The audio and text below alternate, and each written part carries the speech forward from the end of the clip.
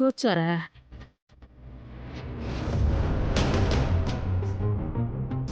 ఆ కళ్యాణి స్పృహలో కూర్చుంటుందా? వస్తే కన్ఫర్మ్గా పెళ్ళి ఆపేస్తుంది. త్వరగా పెళ్లి జరిగిపోవాలి. అల్లుడు రెడీ అయినట్టేనా? నీ అల్లుడు ఎప్పుడెప్పుడు మహామేడలో మూడు ముళ్ళు వేయాలా అని ఉంటే రెడీ అవ్వకుండా ఎట్టుంటాడు తమ్ముడు? ఎప్పుడో రెడీ. మరి నా కోడలు మహా కూడా 10 నిమిషాలు రెడీ అయిపోతుంది అక్క. మరి అల్లుడేంటి ఆనందంగా కనబడట్లేదు? ఏమైంది?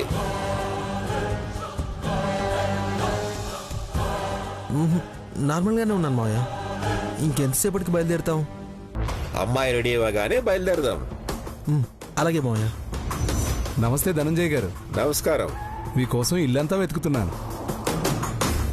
మొత్తానికి రూపాయి కట్నం ఇవ్వకుండా కూతురు పెళ్లి చేస్తున్నారంటే మామూలు విషయం కాదు ధనంజయ్ గారు. కట్నం మళ్ళీ విడిగా ఇవ్వాలా? ఉన్న ఆస్తి అంతా నా అల్లుడికి కూతురికే కదా సుబ్బయ్య.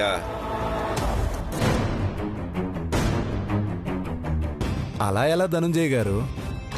సాంప్రదాయం సాంప్రదాయమే కదా. నేను సాంప్రదాయం పాటించేవాడినే. కాకపోతే కట్నం కింద కాకుండా సర్ప్రైజ్ గా 2 కోట్లు డబ్బులు ఇద్దామని తెప్పించి ఉంచాను.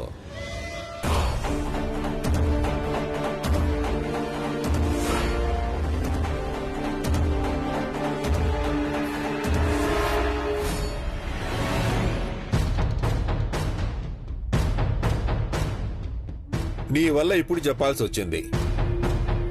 నిజమా తమ్ముడు? నిజమే అక్క. పెళ్లి పీటల మీద తాళి కట్టగానే ఇస్తాను.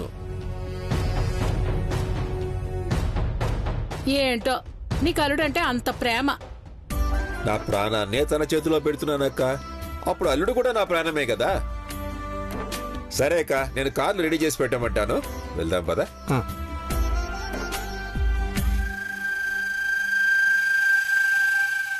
రే సిద్ధు, నీకెట్టుందో గాని నాకైతే చెవటలు పడతా ఉండాయి. ఆ కళ్యాణి స్పృహలోకి వస్తే నువ్వేమో ఫోన్ స్విచ్ ఆఫ్ చేసి పెట్టమన్నావు. ఎందుకురా? ఎందుకంటే అక్క మీద డౌట్ వచ్చినా శౌర్య నంబర్ తీసుకుని ట్రేస్ అవుట్ చేస్తాడమ్మా. అందుకే కళ్యాణ మండపం ప్లేస్ కూడా మార్పించేశాను. వాళ్ళకి నిజం తెలిసి వచ్చేలోపు నేను మహామెడలో 3 ముళ్ళు వేసేయాలమ్మా. ముందోసారి మీ అక్కకు ఫోన్ చేసి ఆడ పరిస్థితి ఏదో గరుకో.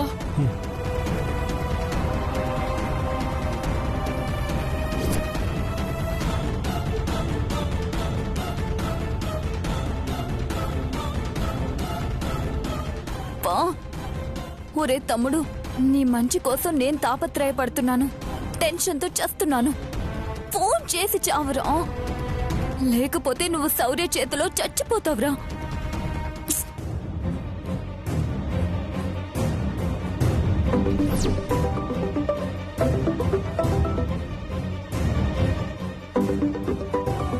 అక్కే కాల్ చేస్తుందమ్మా. మాట్లాడు. చెప్పక్క. రే తమ్ముడు, ఇప్పటిదాకా ఫోన్ ఆఫ్ చేసావేంట్రా? ఇక్కడ కొంపలు అంటుకుపోతుంటేను. టెన్షన్ పెట్టకుండా మ్యాటర్ ఏంటో చెప్పక్క. కళ్యాణి కొద్దిసేపట్లో స్పృహలోకి వస్తుందని డాక్టర్ చెప్పారు.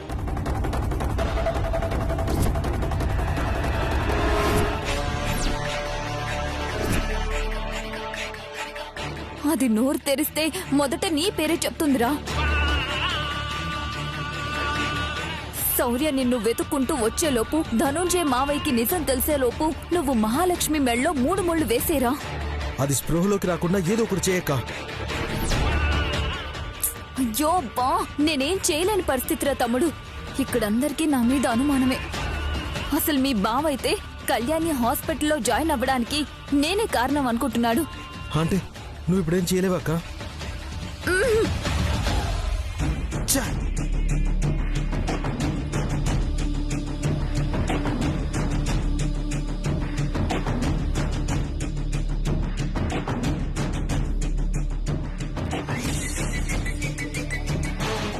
సరే అక్క, ముందు నేను చెప్పినట్టు చెయ్యి. ఏంట్రా అది? చెప్పు.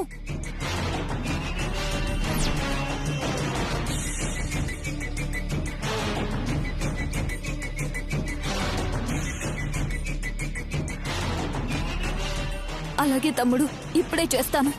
సరే అక్క. కాసేపట్లో స్కూల్లోకి వస్తుందంటమ్మా.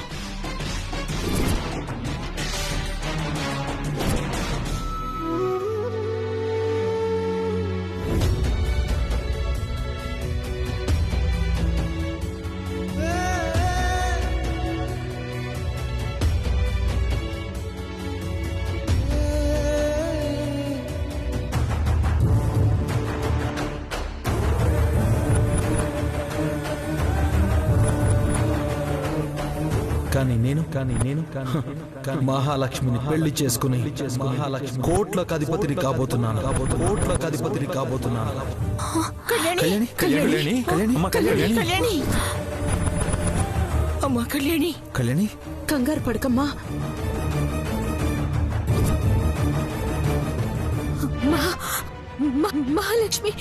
మహాలక్ష్మిని కాపాడాలి ఆఫీసర్.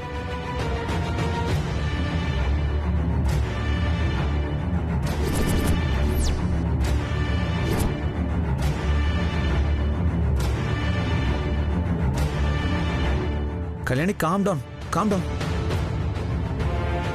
మహాలక్ష్మికి ఏమైంది? నువ్వు కదలకు. డాక్టర్ గారు నీకు 2 days రెస్ట్ కావాలి అన్నారు. లేదు ఆఫీసర్, ఆలస్యం చేస్తే మహాలక్ష్మి జీవితం నాశనం అయిపోతుంది. మహాలక్ష్మిని ఎలాగైనా కాపాడాలి ఆఫీసర్. ఇప్పుడే వెళ్దాం. ప్లీజ్ కళ్యాణి.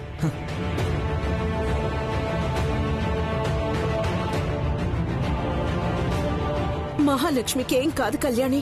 ప్రమాదంలో ఉంటే శౌర్య కాపాడతాడు. అసలు ఏమైంది? మహాలక్ష్మికి ఎవరి వల్ల ప్రమాదం? సిద్ధు వల్ల.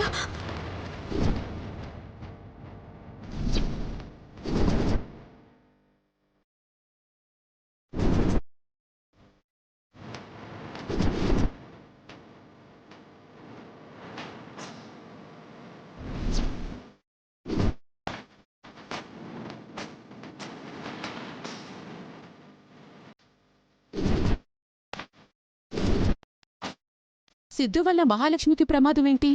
ఏమంటున్నావు కళ్యాణి? అవునత్తయ్య, మహాలక్ష్మిని పెళ్లి చేసుకోబోతుంది సిద్ధుని.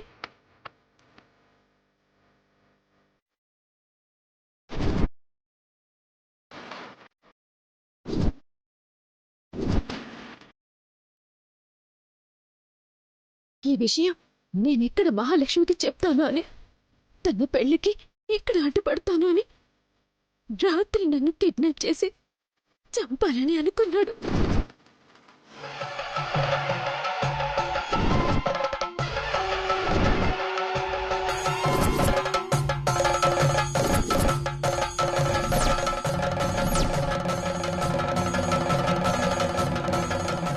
అలాంటి రాక్షసుడు ఇప్పుడు మహా జీవితాన్ని నాశనం చేయాలని చూస్తున్నాడు. డబ్బు కోసం మహాని పెళ్లి చేసుకోవాలని చూస్తున్నాడు.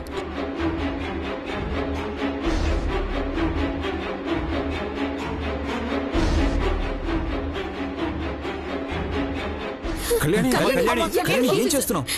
ఆఫీసర్, నాకేం కాదు. ముందు మహాలక్ష్మిని కాపాడాలి. కళ్యాణి నా మాట విని. తీసుకువెళ్ళండి ఆఫీసర్. అమ్మమ్మ నువ్వైనా చెప్పు. వద్దమ్మా, అసలే నీ ఆరోగ్యం బాలేదు. నువ్వు ఇలాంటి పరిస్థితులు ఆ దుర్మార్గుడి దగ్గరికి వెళ్ళకూడదు. నన్ను క్షమించినానమ్మా, ప్లీజ్.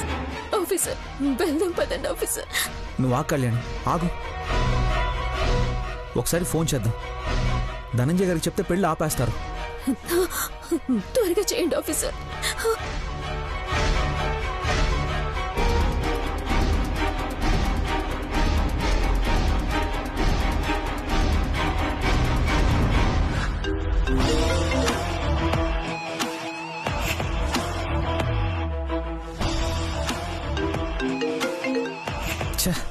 లిఫ్ట్ చేయడం లేదు కళ్యాణి. ఇంకా ఆలస్యం చేయకండి ఆఫీసర్. వెళ్దాం పదండి. కళ్యాణి ఏం చేస్తున్నావు?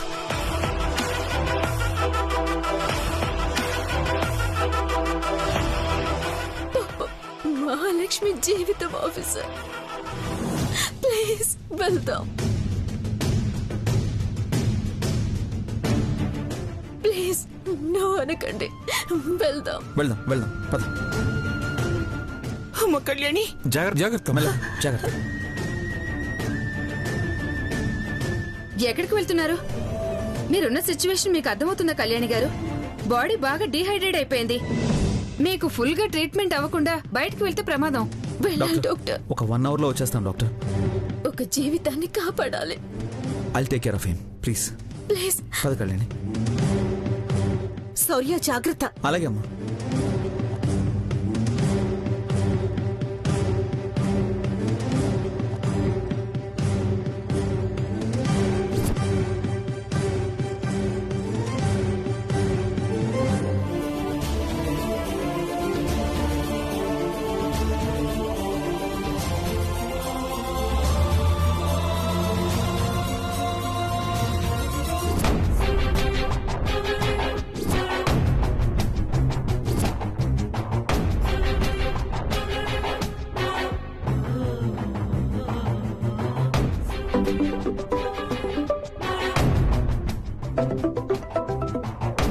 చెప్పక్క.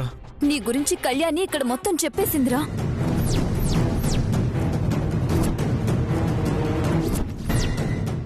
శౌర్య కళ్యాణిలో అక్కడికే బయలుదేరారు. అక్కడికొచ్చి ఖచ్చితంగా పెళ్లి ఆపేస్తారు. నేను చూసుకుంటానక్క. నువ్వైతే నేను చెప్పింది చేసావుగా.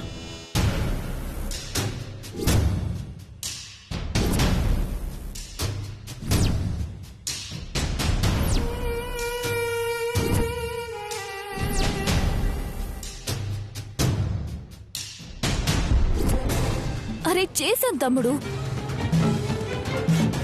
సరే అయితే ఉంటాను. జాగ్రత్తరా, శౌర్య కంట మాత్రం పడకు, చంపేస్తాడు.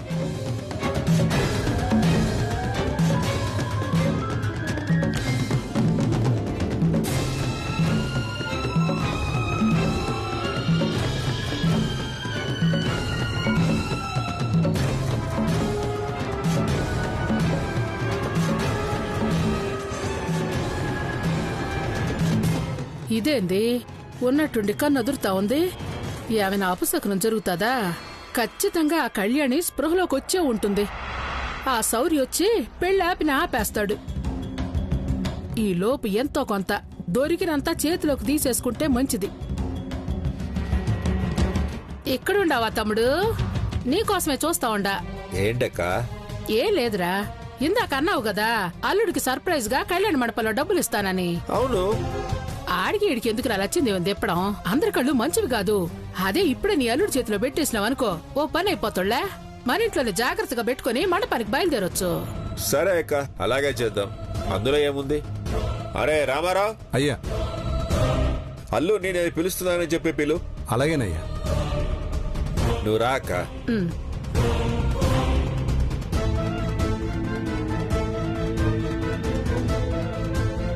రాజమ్మా, నీ నగలన్నీ చాలా బాగుంటాయి. నా కోడలకైతే ఇంకా బాగుంటాయి కదూ. అర్థమైంది నీ ఉద్దేశం ఏంటో. ఇవన్నీ మహాకే ఇస్తున్నావు, కంగారు పడుకో. పిలిచారంట మావయ్య. రాజమ్మా, లోపల అల్లుడికిద్దామని బ్యాగ్ ఉంచాం కదా, తీసుకురా. ఇప్పుడెందుకండి? పెళ్లి పీటల మీద ఎందుకు, ఇప్పుడే ఇచ్చేస్తే ఒక పని అయిపోతుంది కదా అని అక్క అంటేను.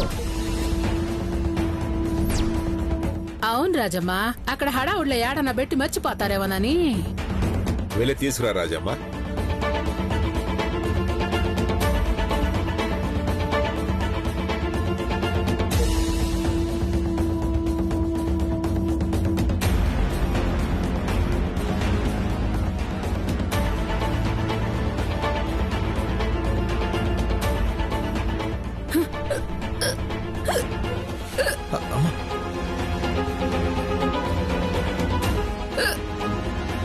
మీ అక్కగారికి డబ్బు చూడగానే వెక్కిళ్ళు వస్తున్నాయనుకుంటా.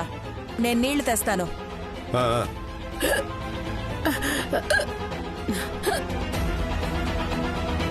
చూసినావా సిద్ధు, మీ మామ నీ కోసం 2 కోట్లు ఇస్తా ఉన్నాడు.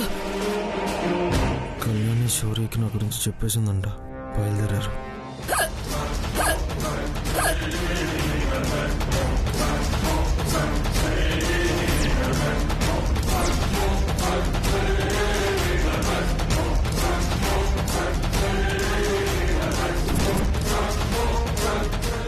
ఏమైందక్క? డబ్బులు అలా వదిలేశావు? ఏం లేదు తమ్ముడు, జారిపోయి ఉండాయి.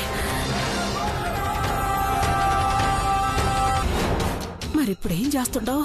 అక్కకి ఏం చేయాలో చెప్పాను. ఇక్కడ నేను ఏం చేసినా తలడించు.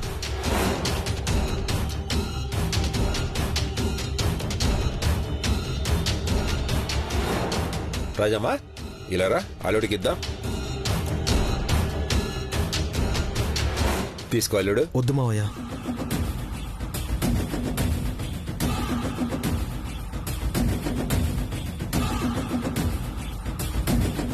నాకిప్పుడు కట్నమేం వద్దు మావయ్య.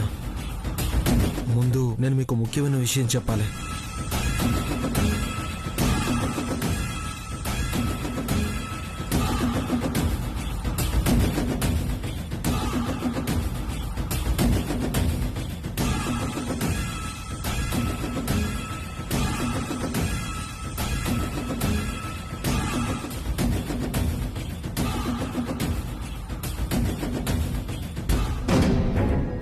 ఆఫీసర్, ఆ పెద్దవ సిద్ధు మహామెడలో తాళి కట్టడానికి వీల్లేదు. మహాలక్ష్మి అమాయకురాలు, మనం ఎలాగైనా కాపాడాలి. త్వరగా పోనివ్వండి ప్లీజ్. టెన్షన్ పడక కళ్యాణి, ముహూర్తానికి ఇంకా టైం ఉంది. ముందే మనం వెళ్ళిపోతాం.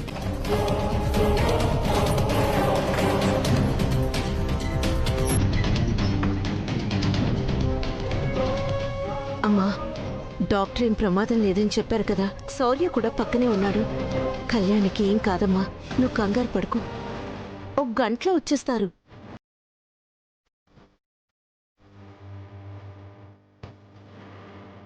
కళ్యాణిని అలా చూసిన దగ్గర నుంచి నా మనసులో లేదు. నా గుండె దడి ఇంకా తగ్గట్లేదు.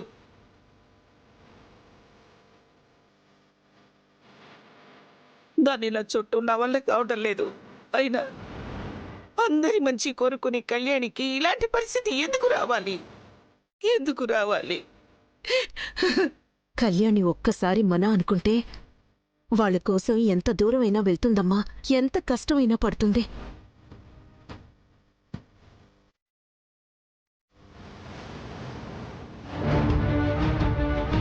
ఇద్దరు కూర్చొని ఆ కళ్యాణిని పొగుడుకునే ప్రోగ్రాం పెట్టుకున్నారు. అది చేసే పనుల వల్లే దానికి కష్టాలని అర్థం కావడం లేదు వీళ్ళకి. శని పట్టుకున్న 7 ఏళ్లకో 14 ఏళ్లకో వదులుతుంది, కానీ ఈ కళ్యాణి పగ పట్టిందంటే మాత్రం వదలదు. ఇంటికొచ్చిన దగ్గర నుంచి చూస్తున్నాను, నా తమ్ముణ్ణి పట్టుకొని వదలడం లేదు. వాడి బతుకు వాడు బతుకుతున్నా నాశనం చేయడానికి వెళ్ళింది. ఆ కళ్యాణి పోతే కాని నా తమ్ముడి జీవితం బాగుపడదు.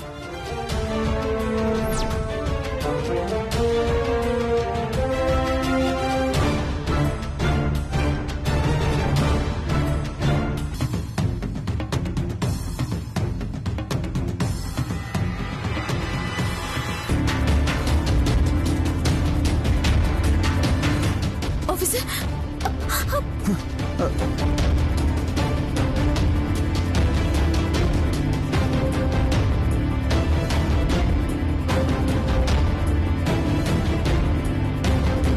అయ్యో ఆఫీసర్, ఆఫీసర్.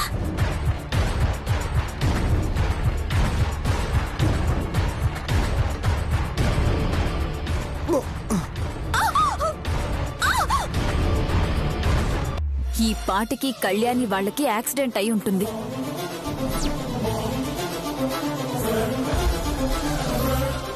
అనుపమమ్మ, దీపం రెడీ చేయనా?